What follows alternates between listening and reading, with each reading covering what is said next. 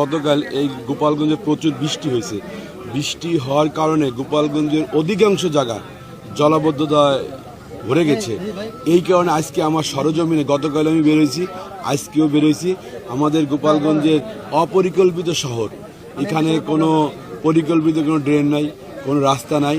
তাই আমি এই টোটাল গোপালগঞ্জ শহর ঘুরে ঘুরে আমি দেখছি।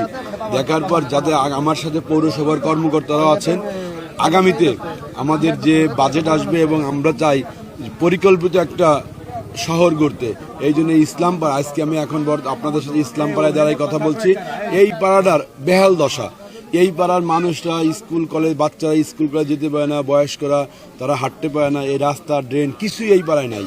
তাই আমি এনাদের এই মুরব্বীদের কথা দিচ্ছি, আগামীতে ইনশাআল্লাহ এই ইসলামপাড়াকে যাতে এই প্রপার ড্রেন ব্যবস্থা এবং রাস্তাঘাট করা যায়, সেই ব্যবস্থা ইনশাআল্লাহ পৌরবাসীর জন্য আমি শুরু করতে চাই।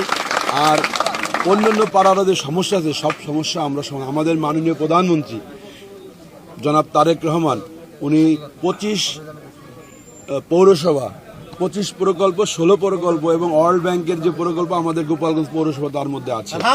আমাদের মাননীয় প্রধানমন্ত্রী, এই জন্য আমি এবার চাই, দেখেন বিগত সালে শুনেছি হাজার হাজার কোটি টাকা বরাদ্দ হয়েছে, হাজার তা কই, শুধু আর কিছু বলতে চাইনি আমি, তার তো কিছুই নাই।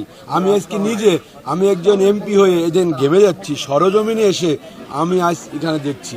আমি প্রতিটা পাড়ায় এরকম সরজমিন দেখে কাজ করতে চাই, যাতে নগরবাসী উপকৃত হয়, নগরবাসী স্বাচ্ছন্দ্যে চলাফেরা করতে, তাদের শান্তির জন্য, তাদের সুন্দর একটা গোপালগঞ্জ পৌরসভা গঠন করার জন্য আমি পৌরবাসীদের সাথে নিয়ে নগরে যারা পৌরসভায় যারা চাকরি করে কর্মকর্তা, তাদের সবাইকে সাথে নিয়ে আমি এই গোপালগঞ্জ শহরকে একটা পরিকল্পিত শহর হিসেবে গড়ে তুলতে চাই।